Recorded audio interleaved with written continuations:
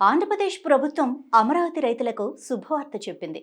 రాజధాని కోసం తమ భూములిచ్చిన రైతులు ఇంతకాలం ఎదుర్కొన్న అసైన్డ్ భూముల సమస్యను ప్రభుత్వం తొలగించింది. ఇప్పటి వరకు రిటర్నబుల్ ప్లాట్లలో అసైన్డ్ అని ముద్ర వేసి ఇవ్వటం వల్ల రైతులు వాటిని అమ్ముకోలేక, ఆస్తిగా ఉపయోగించుకోలేక ఇబ్బందులు పడుతున్నారు.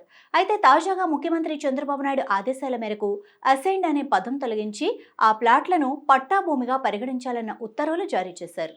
ఈ మేరకు జీవో నెంబర్ 187ను పురపాలక శాఖ ముఖ్య కార్యదర్శి సురేష్ కుమార్ విడుదల చేశారు. ల్యాండ్ పూలింగ్ చట్టంలోని నిబంధనలను సవరించి ఇకపై రైతుల రిటర్నబుల్ ప్లాట్లను పూర్తిగా పట్టా భూమిగా పరిగణిస్తారని స్పష్టంగా పేర్కొన్నారు. దీనివల్ల అమరావతి రైతులు తమకు కేటాయించిన ప్లాట్లను ఇతరులకు అమ్ముకునే హక్కు పొందారు. అయితే రైతులు ఇక్కడ మరో పెద్ద సమస్యను ఎదుర్కొంటున్నారు. రిటర్నబుల్ ప్లాట్లను ప్రభుత్వం పట్టా భూమిగా మార్చినా బ్యాంకులు మాత్రం వాటిపై రుణాలు ఇవ్వడానికి ముందుకు రావటం లేదు. గత ప్రభుత్వ కాలంలోనూ ఇదే సమస్య నెలకొంది. అప్పట్లో బ్యాంకులు స్పష్టంగా రిటర్నబుల్ ప్లాట్లకు రుణాలు ఇవ్వడానికి మార్గదర్శకాలు లేవని, వాటిని తనఖా పెట్టుకోలేమని ప్రకటించాయి. ఈ సమస్యను పరిష్కరించాలని అమరావతి రైతులు ఎన్నిసార్లు కోరినా పరిష్కారం రాలేదు. తాజాగా ముఖ్యమంత్రి మరియు మంత్రి నారాయణ ఈ అంశాన్ని సీరియస్గా పరిగణలోకి తీసుకున్నారు.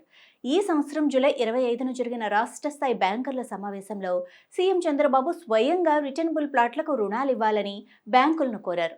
కానీ ఆదేశాలున్నప్పటికీ రైతులు బ్యాంకులకు వెళ్లగా అక్కడి సిబ్బంది పాత కారణాలనే చెబుతూ రుణాలు ఇవ్వటానికి నిరాకరించారు. దీంతో రైతులు తీవ్ర నిరాశకు గురవుతున్నారు. తమ భూములు ఇచ్చి రాజధానికి తోడ్పడిన తామే ఇప్పుడు ఇలాంటి ఇబ్బందులు పడటం అన్యాయమని రైతులు ఆవేదన వ్యక్తం చేస్తున్నారు. ప్రస్తుతం అమరావతి రైతులు ప్రభుత్వాన్ని మరోసారి వేడుకుంటున్నారు. బ్యాంకుల రుణాలు ఇవ్వడానికి స్పష్టమైన మార్గదర్శకాలు రూపొందించి తమకు సహాయం చేయాలని కోరుతున్నారు. ప్రభుత్వం ఒక్కొక్కటిగా రైతుల సమస్యలను పరిష్కరిస్తూ వస్తోందని వారు చెబుతున్నారు. ఇప్పుడు అత్యంత ముఖ్యమైన ఈ రుణాల అంశంపై ప్రభుత్వం ఎలాంటి నిర్ణయం తీసుకుంటుందో అన్నది అమరావతి రైతులను ఆందోళనలో పడేసింది.